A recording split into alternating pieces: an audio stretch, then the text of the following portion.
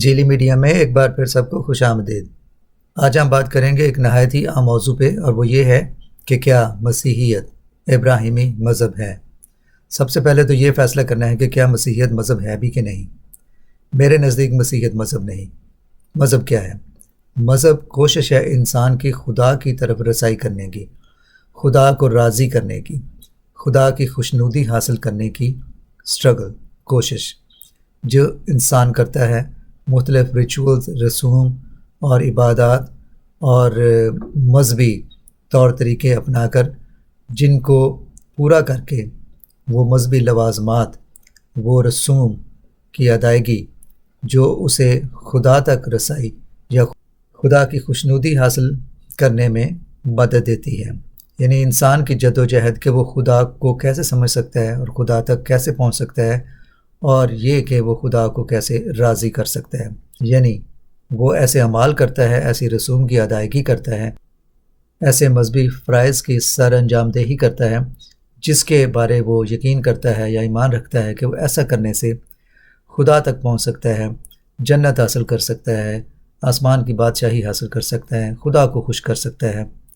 لیکن مسیحیت ان تمام چیزوں کا نام نہیں ہے۔ خدا یسوع مسیح نے مسیحیت کیا ہے ہم پر واضح کر دیا، اور وہ یہ ہے کہ مسیحیت ایک رشتہ ہے انسان کا خدا کے ساتھ، جو خود خدا نے دنیا میں آ کر، انسانی روپ میں آ کر، یعنی خدا یسوع مسیح کے روپ میں آ کر انسان کے ساتھ وہ ٹوٹا ہوا رشتہ جو گناہ کی بدولت ٹوٹ گیا تھا، اس کو بحال کیا۔ اور کیسے؟ خدا یسوع مسیح کی صلیب پر جان دے کر، قربان ہو کر وہ رشتہ جو گناہ کی بدولت ٹوٹ چکا تھا اسے بحال کیا۔ یعنی جو انسان کے لیے ممکن نہ تھا، مذہبی رسوم کی ادائیگی، قربانیاں، ہدیے، نذرانے، عبادات، وہ سب کچھ جو انسان کرتے ہوئے بھی خدا تک سچائی سے، راست بازی سے رسائی نہیں حاصل کر سکتا تھا، خدا یسوع مسیح کے روپ میں خدا نے خود انسان تک رسائی کر کے پورا کر دیا۔ تو لہٰذا مسیحیت کوئی مذہب نہیں، اور اس کو نہ ہی مذہب جانا یا سمجھا جائے۔ مسیحیت خدا کے ساتھ رشتے کا نام ہے، اور یہ رشتہ ایمان کے وسیلے سے حاصل ہوتا ہے، نہ کہ اعمال کے وسیلے سے، جیسے کہ نئے عہد نامے میں پولس رسول نے اس کو بڑی وضاحت سے بیان کیا ہے۔ تو آئیے چلتے ہیں اس سوال کی طرف کہ کیا مسیحیت ابراہیمی مذہب ہے۔ سب سے پہلے ہمیں وہ حوالہ دیکھنا ہے جو بڑا مشہور ہے، یوحنا کی انجیل کے 8ویں باب میں، جب خدا یسوع مسیح کا یہودیوں کے ساتھ، یہودی رہنماؤں، مذہبی رہنماؤں کے ساتھ، فقیہوں اور فریسیوں کے ساتھ سامنا ہوتا ہے، تو وہ خدا یسوع مسیح سے کیا کہتے ہیں اور خدا یسوع مسیح انہیں کیا جواب دیتے ہیں۔ یوحنا کی انجیل کے 8ویں باب میں ہم دیکھتے ہیں 52 آیت 52 ورس سے آگے، یہودیوں نے اسے کہا کہ اب ہم نے جان لیا کہ تجھ میں بدرو ہے، ابراہم مر گئے اور نبی مر گئے۔ 53 آیت، ہمارا باپ ابراہم جو مر گیا، کیا تو اس سے بڑا ہے؟ یہ بڑا اہم سوال تھا یہودیوں کی طرف سے، کیونکہ یہودی خود کو ابراہم کی نسل ہونے کے سبب سے خود کو خدا کی چنیدہ اور برگزیدہ قوم مانتے تھے، اور خود کو وعدے کا فرزند اور وعدے کی نسل مانتے تھے کہ خدا نے ابراہم کے ذریعے ان کے ساتھ وعدہ کیا ہے کہ وہ اس کی چنیدہ اور برگزیدہ قوم ہوں گے، اور وہی اس کی آسمانی بادشاہی کے وارث ہوں گے۔ یعنی کہ وہ نسلاً، جسمانی طور پر نسلاً خود کو ابراہم کی نسل مانتے ہوئے دوسری قوموں سے زیادہ برگزیدہ اور دوسری قوموں سے زیادہ برتر اور افضل مانتے تھے، اور ان کا ایمان یہ تھا اور ہے کہ چونکہ وہ ابراہم کی نسل سے ہیں اور خدا نے وعدہ ابراہم سے کیا ہے، اس لیے وہی نجات کے وارث ہیں، اور وہی اس وعدے کے فرزند ہیں، اور وہی وہ نسل ہیں جن کے ساتھ خدا نے وعدہ کیا ہے۔ لہٰذا وہ خود کو دوسری قوموں سے برتر اور افضل اور زیادہ پاکیزہ مانتے تھے۔ غلطیوں کے خط میں 3 باب میں پولس رسول اسی بات کی مزید وضاحت کرتے ہیں۔ وہ کہتے ہیں کہ خدا نے جو وعدہ کیا تھا وہ ابراہم کی نسل سے تھا، لیکن ابراہم ایمان کے وسیلے سے راست باز ٹھہرایا گیا، لہٰذا اعمال کی بات نہیں بلکہ ایمان کی بات ہے۔ ابراہم کو خدا نے اس کے اعمال کی راست بازی کے سبب سے نہیں برکت دی تھی یا چنا تھا، بلکہ جیسے لکھا ہے کہ ابراہم ایمان کے وسیلے سے راست باز ٹھہرا۔ اور یہاں ہم دیکھتے ہیں غلطیوں کے 3 باب کی 9ویں آیت میں لکھا ہے، پس جو ایمان والے ہیں وہ ایماندار ابراہم کے ساتھ برکت پاتے ہیں۔ اسی باب کی 16ویں آیت میں مزید پولس رسول فرماتے ہیں پس ابراہیم اور اس کی نسل سے وعدے کیے گئے. وہ یہ نہیں کہتا کہ نسلوں سے. سب سے پہلے تو ابراہیم کی کئی نسلیں تھیں، اس کی اولاد بہت زیادہ تھی، لیکن ایک نسل، اور وہ نسل کس کی طرف اشارہ کرتی ہے؟ خداوند یسوع مسیح کی طرف. دا سیڈ آف ابراہیم، نہ کہ seeds of Ibrahim, the seed of Ibrahim جو خداوند یسوع مسیح ہیں. 16ویں آیت میں پولس رسول مزید فرماتے ہیں جیسا بہتوں کے واسطے کہا جاتا ہے، بلکہ جیسا ایک کے واسطے کہ تیری نسل کو. وہ نسل کون سی نسل ہے؟ کس کو ریپریزنٹ کرتی ہے؟ کس کی طرف اشارہ کرتی ہے؟ مسیح کی طرف، کہ تیری نسل کو، اور وہ مسیح ہے. 16ویں آیت. اس کے بعد ہم یہ بھی دیکھتے ہیں کہ 22ویں آیت میں پولس رسول مزید اس بات کی کیسے وضاحت کرتے ہیں. فرماتے ہیں کہ مگر کتاب مقدس نے سب کو گناہ کا ماتحت کر دیا تاکہ وہ وعدہ جو یسوع مسیح پر ایمان لانے پر موقوف ہے ایمانداروں کے حق میں پورا کیا جائے. یوحنا 8 باب میں ہم دیکھتے ہیں کہ یہودی خدا یسوع مسیح کو یہ کہتے ہیں کہ ہمارا باپ ابراہیم مر گیا، تو کیا تو خود کو اس سے بڑا سمجھتا ہے یا مانتا ہے؟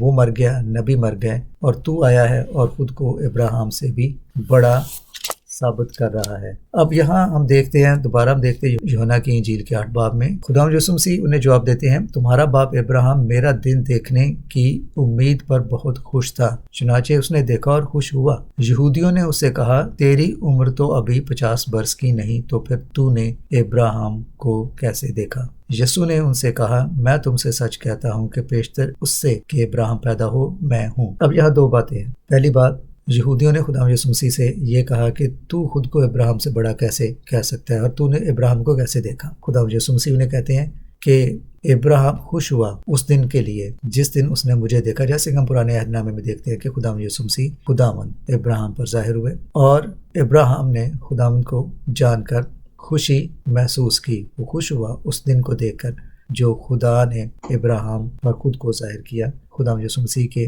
وساطت سے. اس کے بعد خدا یسوع مسیح انہیں یہ کہتے ہیں کہ اس سے پہلے کہ ابراہیم تھا میں ہوں. اور جیسے کہ ہم مسیحی مانتے ہیں، ہمارا ایمان ہے، ہمارا عقیدہ ہے بائبل مقدس کی روح سے، جیسے کہ ہم یوحنا 1 باب کی 1 آیت سے آگے دیکھتے ہیں کہ ابتدا میں کلام تھا، یعنی کہ خدا یسوع مسیح کی طرف اشارہ ہے.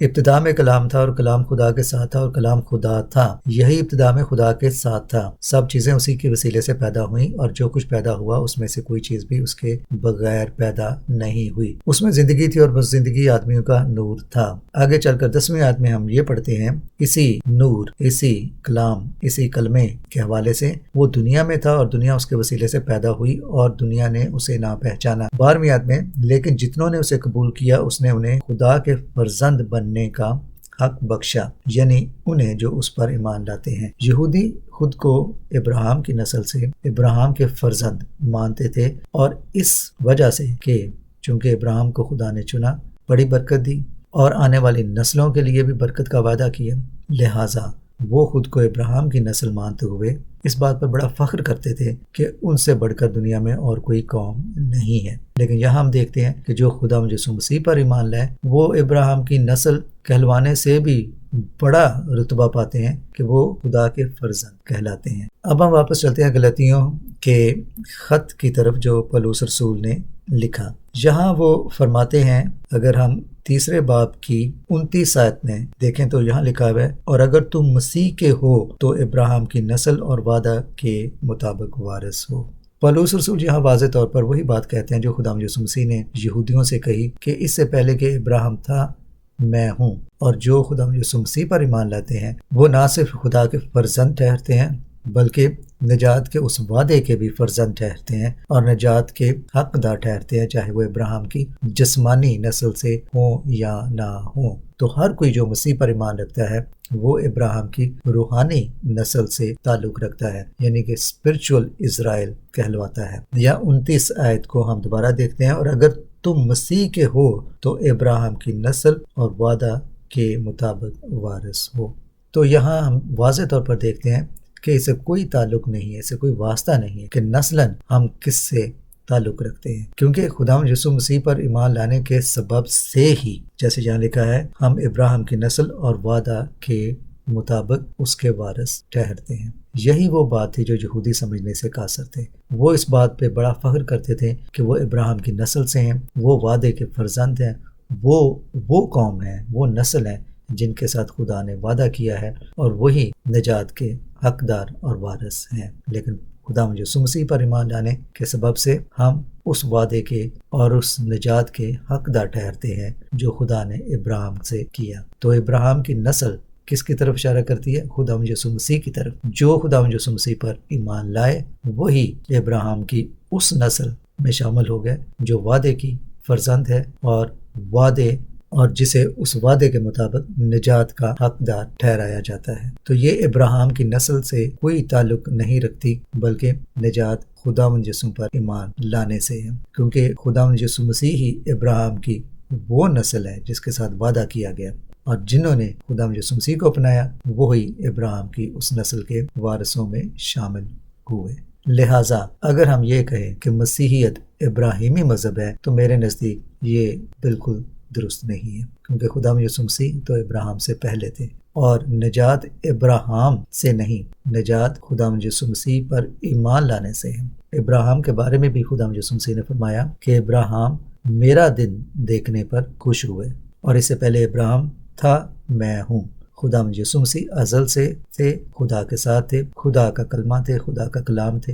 ابراہیم بھی انہی کے فرزند تھے، اور جنہوں نے خدا یسوع مسیح کو اپنایا، ان پر ایمان لائے، وہ ابراہیم کی اس وعدہ کی ہوئی نسل کے فرزند بھی ٹھہرے اور نجات کے حقدار بھی، چاہے وہ ابراہیم کی نسل سے ہو، یہودی نسل سے ہوں، یا جینٹائلز ہوں، یعنی کہ غیر اقوام میں سے ہوں، جیسے کہ ہم ہیں۔ تو یہ کہنا بالکل واجب ہے کہ مسیحیت ابراہیمی مذہب نہیں، کیونکہ ابراہیم مسیح کے ماتحت ہیں، مسیح کی مخلوق ہیں، مسیح کے بیٹے بیٹیوں میں سے ہیں۔ مسیح ابراہیم سے اوپر ہیں، وہی سب کے خالق ہیں۔ جیسے ابراہیم ایمان کے وسیلے سے نجات کے حقدار ٹھہرے، اور ان کی نسل سے بھی ایمان کے وسیلے سے اس نجات کے حقدار ٹھہرنے کا وعدہ کیا گیا، لہٰذا جنہوں نے بھی مسیح کو قبول کیا اور اس پر ایمان لائے وہ ابراہیم کی نسل ٹھہرے، یعنی کہ اسپرچول اسرائیل کہلوائے۔ نجات ابراہیم اور اس کی نسل ہونے سے نہیں، نجات خدا یسوع مسیح پر ایمان لانے سے ہے۔ لہٰذا مسیحیت ابراہیمی مذہب نہ ٹھہرا، بلکہ مسیحیت ٹھہرا وہ رشتہ جو ہم خدا یسوع مسیح کے وسیلے سے خدا باپ کے ساتھ دوبارہ بحال کرتے ہیں۔ خدا آپ سب کو بڑی برکت دے۔ Thank you for watching Injili media.